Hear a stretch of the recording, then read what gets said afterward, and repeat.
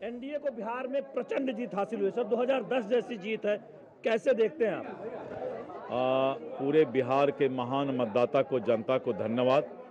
NDA सरकार पर फिर से विश्वास करने के लिए, अपार समर्थन देने के लिए बिहार के महान जनता को हम धन्यवाद देते हैं। और जिस तरह से उसने विश्वास किया है मतदाता ने, आने वाले जो सरकार हमारी फिर से 5 वर्ष जो है उस पैमाने पर उतरने का काम करेगा। क्या फैक्टर रहा? चूंकि हमने देखा बहुत धुआंधार प्रचार प्रधानमंत्री नरेंद्र मोदी ने किया और यहाँ पर दो ही फैक्टर था। एक था हमारे एनडीए के कार्यकर्ताओं के बीच आपसी समन्वय और संवाद, और दूसरा फैक्टर था कि डबल इंजन की सरकार, देश के यशस्वी प्रधानमंत्री श्री नरेंद्र मोदी जी और नीतीश कुमार जी के द्वारा बिहार में किए जा रहे विकास, इन दो मुद्दों पर ही चुनाव हुआ और इस बार जात पात का बैरियर टूट गया और सभी लोगों ने जो है एनडीए को वोट दिया। चोरी का मुद्दा बहुत उठाया राहुल गांधी ने चुनाव प्रचार के दौरान, उसे किस तरह से देखते हैं और तेजस्वी को क्या सलाह दें? वोट चोरी के मामला में ही सब डूब गया उसका। राहुल गांधी जहां जाते हैं नाव डुबो देते हैं, तेजस्वी को भी डुबो दिए और आगे भी राहुल गांधी जहां जाएंगे वो नाव डुबाने का ही काम करेंगे। दिलीप जायसवाल बीजेपी के प्रदेश अध्यक्ष, बिहार जो प्रचंड जीत हासिल हुई है एनडीए की, उसके बारे में क्या महत्वपूर्ण फैक्टर रहा, उसकी जानकारी दे रहे थे कैमरामैन मोर मुकुट शर्मा के साथ शैलेंद्र मिश्र, डीडी न्यूज पटना। तो दिलीप जायसवाल जो बात कह रहे थे, महत्वपूर्ण बात उन्होंने, लालचंद एक बात कही कि जात पात का बैरियर तोड़ दिया। और हमारे साथ आलोक मिश्रा जी मौजूद हैं। आलोक जी, मैं आपसे जानना चाहूंगा कि जो एक बहुत दिलचस्प आंकड़ा जो इन चुनावों से, नतीजों से, रुझानों से जो निकला है, वो ये निकला है कि जो यादव बहुल सीटें थी, जहां पर यादव वोट बैंक का प्रभाव था, वहां पर भी महागठबंधन और खासकर आरजेडी का जो है प्रदर्शन अच्छा नहीं रहा है। तो क्या कहीं ना कहीं उनके खुद के समाज में, जिस वोट बैंक की दम पर वो ताकत बने, इतने साल से बने हुए थे, क्या कहीं ना कहीं ये मैसेज गया उस समाज में कि देखिए ये परिवारवाद चलता है, जिसमें उनके बेटे और बेटियां ही सांसद और मुख्यमंत्री और मंत्री बनेंगे, बाकी का भला नहीं होगा। लेकिन हम देखते हैं कि बीजेपी की राजनीति को जब हम देखते हैं तो मध्य प्रदेश में एक यादव समाज से जो व्यक्ति आते हैं वो बिना परिवारवाद के इतने बड़े पद पर, मुख्यमंत्री पद पर पहुंचे। तो क्या इसका प्रभाव पड़ता है आलोक जी?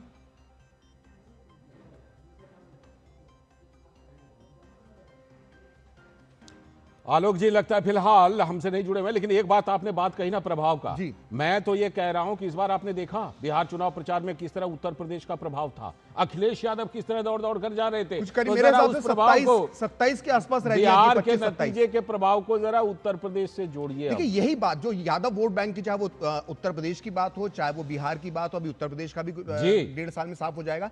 असल में आप इसको कंपेयर कीजिए। देखिए मध्य प्रदेश में यादव समाज से एक व्यक्ति मुख्यमंत्री बनता है, लेकिन वो किसी परिवार क्या उसका टैग नहीं है। बिल्कुल, वो एक छोटे पार्षद स्तर से उस व्यक्ति ने राजनीति शुरू करी और मध्य प्रदेश से अपनी राजनीति की शुरुआत, मध्य प्रदेश के सबसे बड़े पद पर वो पहुंचे।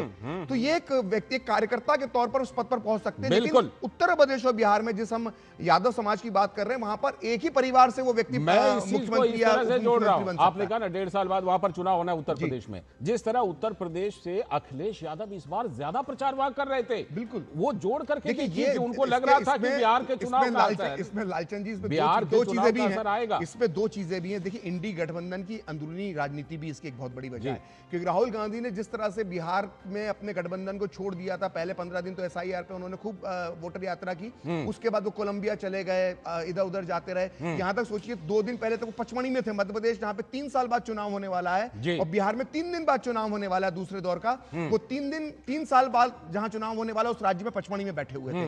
तो राहुल की जो बेरुखी थी वो नजर आ रही थी, और इसी गैप को भरने के लिए अखिलेश यादव ने अपने लिए एक मौका ढूंढा कि इंडी गठबंधन की जो अंदरूनी राजनीति है उसमें एक तरह से वो है तेजस्वी के साथ जो है वो अपना एक करीबी बढ़ा सकते हैं। बिल्कुल, और कहीं ना कहीं जो है इंडी गठबंधन की अंदरूनी राजनीति में कौन किस पर भारी है जी, इसी मकसद से कहीं ना कहीं मुझे लगता है कि अखिलेश यादव जो है बिहार चुनाव के अंदर रुचि दिखाए। एक ये भी फैक्टर है, और दूसरा फैक्टर यह भी है कि बिहार का जो नतीजा आया है वो कुल मिलाकर के एनडीए के मनोबल को कितना बढ़ाएगा, बीजेपी के मनोबल को कितना बढ़ाएगा, विपक्ष के मनोबल को कितना घटाएगा, उसका क्या असर पड़ेगा उत्तर प्रदेश में, ये सारे फैक्टर भी बहुत बड़े फैक्टर हैं, जो कि हम देख रहे थे कि लगातार इस बार, बल्कि अभी कल जो देखिए, पोस्टर इसमें लगा दो चीजें हैं इसमें। देखिए कल जिस जो तरह से पोस्टर लगा था, महाराष्ट्र आरजेडी ने अखिलेश यादव को अपने पोस्टर में जगह दी थी, विदाई अलविदा चाचा हाँ, कहने वो में। समाजवादी पार्टी का लगाया हुआ पोस्टर था। दिलचस्प बात यह है कि जिस चाचा की बात कर रहे हैं वो अपने चाचा की बात तो नहीं कर रहे हैं, क्योंकि चाचाओं के साथ उनके भी संबंध बड़े अजीब रहे।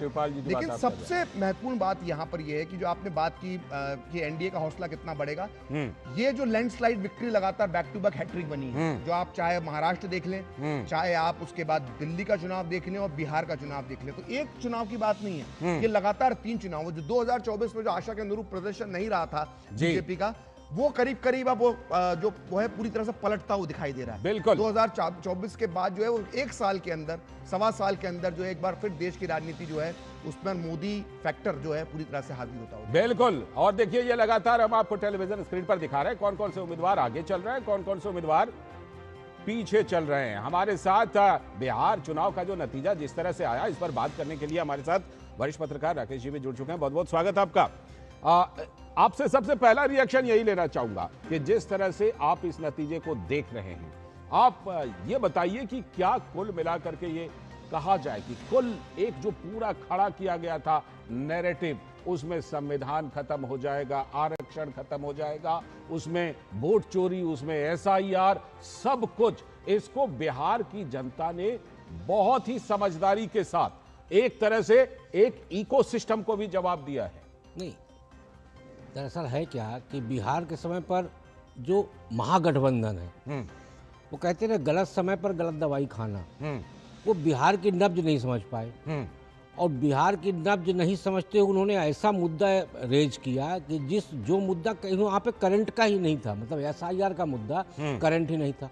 और मेरा व्यक्तिगत मत ये है कि तेजस्वी यादव भी नब्ज नहीं समझ पाए और वो राहुल गांधी के ट्रैप में फंस गए। राहुल गांधी बिहार में विधानसभा चुनाव लड़ने गए ही नहीं हैं, क्योंकि उनकी दिलचस्पी विधानसभा चुनाव में नहीं है। वो 19 से तैयारी की है 24 की, अब 24 से तैयारी कर रहे हैं वो 29 की। आप देखिए एसआईआर का मुद्दा लेके उन्होंने वहां पे यात्रा निकाली 15 दिन। उनके दिमाग पे वो 69 लाख वोटर थे, और ये वो वोटर थे जिनका नाम कटने के बाद वो अपना नाम जुड़वाने तक नहीं गए।